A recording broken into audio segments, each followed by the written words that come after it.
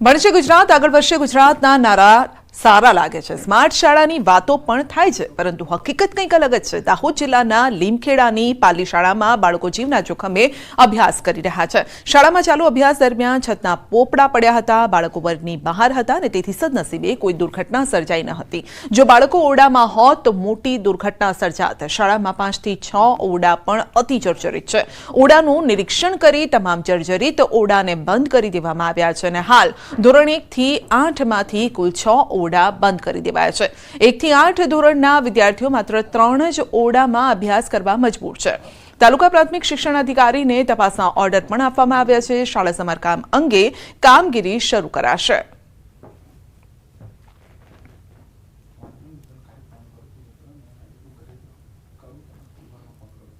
જેટલા ઓરડાઓને જર્જરિત જાહેર કરવામાં આવ્યા હતા અને ગામ લોકોના કહેવાથી આ 6 ઓરડાને તાળા મારી દેવામાં આવ્યા છે અત્યારે, અને બાકીના જે રૂમો છે એની અંદર 1 થી 8 ધોરણના બાળકોને અત્યારે આજથી બેસાડ્યા છે। પાલી મુખ્ય પ્રાથમિક શાળામાં જે ઓરડાઓ તો જર્જરિત છે જ, પરંતુ ઓરડાઓની નજીક મધ્યાહન ભોજન કેન્દ્ર આવેલું છે અને મધ્યાહન ભોજન કેન્દ્ર પણ અતિ જર્જરિત હાલતમાં છે।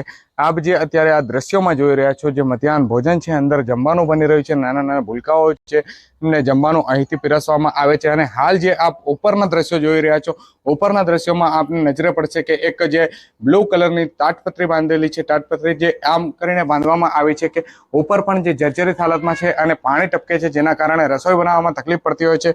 તેના કારણે જે આ તાટપત્રી બાંધવામાં આવી છે। પરંતુ કહી શકાય કે અત્યારે જે દાહોદ જિલ્લાના લીમખેડા વિસ્તારમાં પાલી મુખ્ય પ્રાથમિક શાળા આવેલી છે, તેના જે જર્જરિત ઓરડાઓ પણ છે અને મધ્યાહન ભોજન કેન્દ્રમાં પણ જે આ ઓરડાઓ જર્જરિત છે, ત્યારે આ ઓરડાઓ ક્યારે નવા બનશે, આ મધ્યાહન ભોજન ક્યારે નવું બનશે અને ક્યારે નવા બાળકોને નવા ઓરડામાં બેસીને સારો અભ્યાસ મળશે, તે તો અત્યારે જોવું રહ્યું। સૌરભ ગેહલોત, ન્યૂઝ 18 ગુજરાતી, દાહોદ।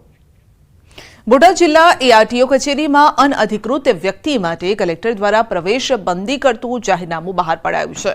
હવે એઆરટીઓ માત્ર અરજદાર જ તેમજ અન્ય કામકાજ અર્થે આવનાર વ્યક્તિને જ પ્રવેશ આપશે। કચેરીના મુખ્ય પ્રવેશ દ્વાર પર બોડી વોર્ન કેમેરા સાથે સજ્જ કર્મચારી દ્વારા તપાસ બાદ કચેરીમાં પ્રવેશ મળશે। અનઅધિકૃત વ્યક્તિઓ દ્વારા અરજદારોને ગેરમાર્ગે દોરતા અટકાવવા નિર્ણય લેવાયો છે, તેવું અધિકારીએ કહ્યું।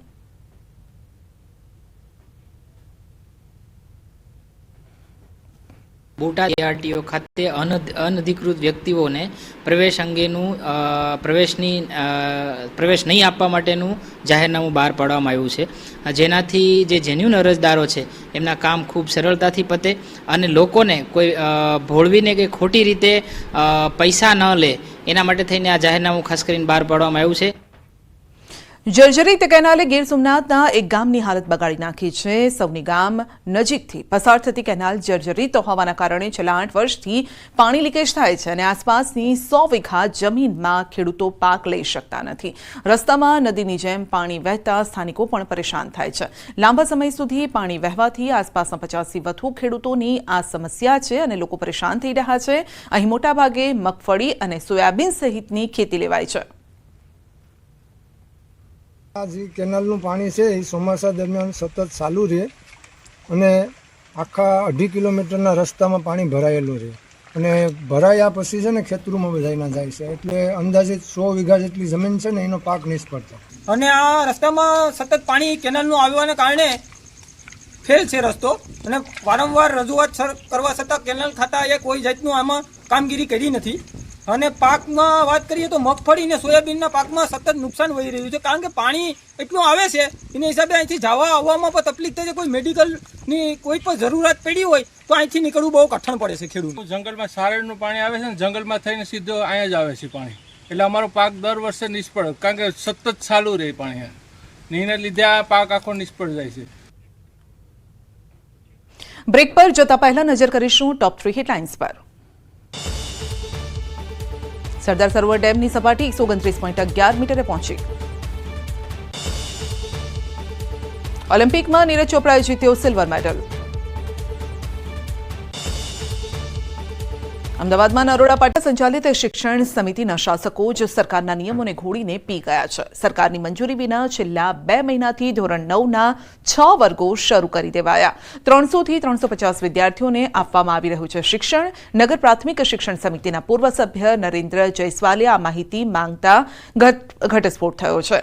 કુબેરેશ્વર માધ્યમિક શાળા, ડોંગરેજી મહારાજ માધ્યમિક શાળા, માધવ રાવ, સદાશિવ રાવ, ગોળવકર, વીર ભગતસિંહ માધ્યમિક શાળા, વીર સાવરકર હિન્દી માધ્યમિક શાળામાં વર્ગો શરૂ કરી દેવાયા છે. શિક્ષણ સમિતિના શાસન અધિકારી શ્વેતા પારગીએ જણાવ્યું છે કે સરકારમાં મંજૂરીની અપેક્ષાએ વર્ગો શરૂ કર્યા છે અને આ મહિનામાં મંજૂરી મળી જવી જોઈએ.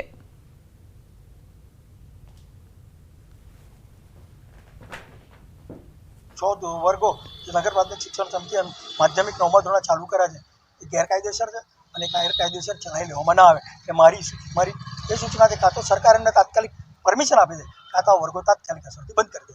ડીઓ ઓફિસના અમે પરામર્શમાં છીએ જ અને મંજૂરી મળી જશે. ગયા વર્ષે પણ અમે આ જ પ્રોસેસને અનુસરેલ હતા.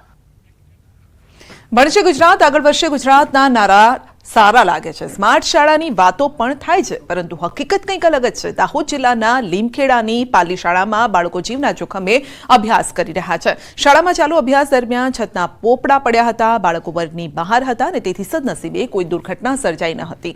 જો બાળકો ઓરડામાં હોત તો મોટી દુર્ઘટના સર્જાત. શાળામાં 5 થી 6 ઓરડા પણ અતિ જર્જરિત છે. ઓરડાનું નિરીક્ષણ કરી તમામ જર્જરિત ઓરડાને બંધ કરી દેવામાં આવ્યા છે અને હાલ ધોરણ 1 થી 8 માંથી કુલ 6 ઓરડા બંધ કરી દેવાયા છે. 1 થી 8 ધોરણના વિદ્યાર્થીઓ માત્ર 3 જ ઓરડામાં અભ્યાસ કરવા મજબૂર છે. તાલુકા પ્રાથમિક શિક્ષણ અધિકારીને તપાસના ઓર્ડર પણ આપવામાં આવ્યા છે. શાળા સમારકામ અંગે કામગીરી શરૂ કરાશે.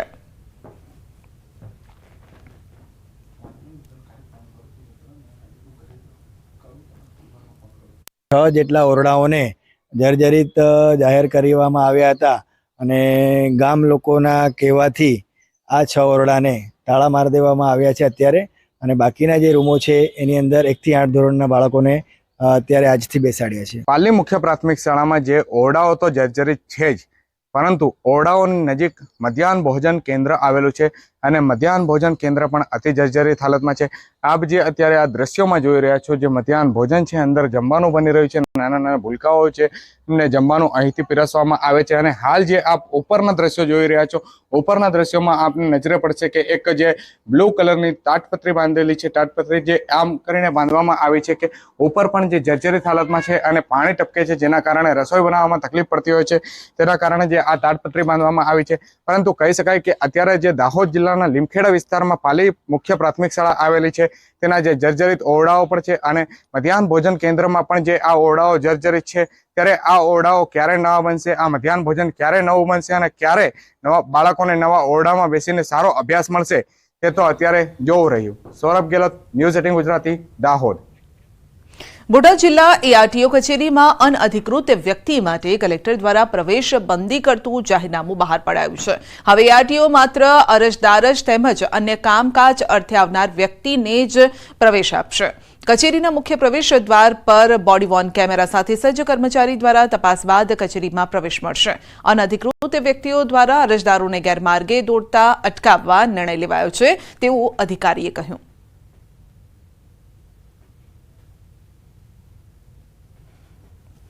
બોટાદ એઆરટીઓ ખાતે અનધિકૃત વ્યક્તિઓને પ્રવેશ અંગેનું પ્રવેશ નહીં આપવા માટેનું જાહેરનામું બહાર પાડવામાં આવ્યું છે, જેનાથી જે જેન્યુન અરજદારો છે એમના કામ ખૂબ સરળતાથી પતે અને લોકોને કોઈ ભોળવીને કે ખોટી રીતે પૈસા ન લે એના માટે થઈને આ જાહેરનામું ખાસ કરીને બહાર પાડવામાં આવ્યું છે.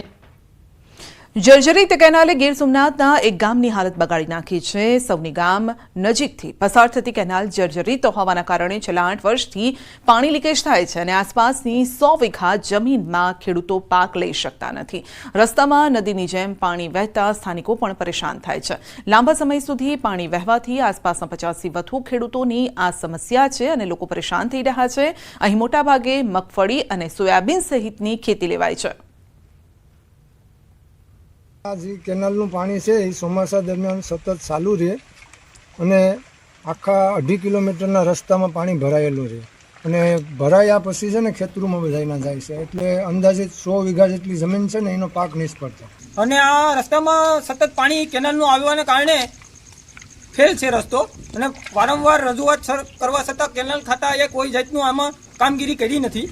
અને પાકમાં વાત કરીએ તો મગફળી અને સોયાબીનના પાકમાં સતત નુકસાન વહી રહ્યું છે, કારણ કે પાણી એટલું આવે છે એના હિસાબે અહીંથી જવા આવવામાં પણ તકલીફ થાય છે. કોઈ મેડિકલની કોઈ પણ જરૂરિયાત પડી હોય તો અહીંથી નીકળવું બહુ કઠણ પડે છે ખેડૂત. જંગલમાં સારણનું પાણી આવે છે ને જંગલમાં થઈને સીધો અહીંયા જ આવે છે પાણી, એટલે અમારો પાક દર વર્ષે નિષ્ફળ, કારણ કે સતત ચાલુ રહે પાણી, ને એના લીધે આ પાક આખો નિષ્ફળ જાય છે. બ્રેક પર જતા પહેલા નજર કરીશું ટોપ 3 હેડલાઇન્સ પર. સરદાર સરોવર ડેમની સપાટી 129.11 મીટરે પહોંચી. ઓલિમ્પિકમાં નીરજ ચોપરાએ જીત્યો સિલ્વર મેડલ. અમદાવાદમાં નરોડા પાટિયા પાસે ભિક્ષા માંગતો બાંગ્લાદેશી ઝડપાયો.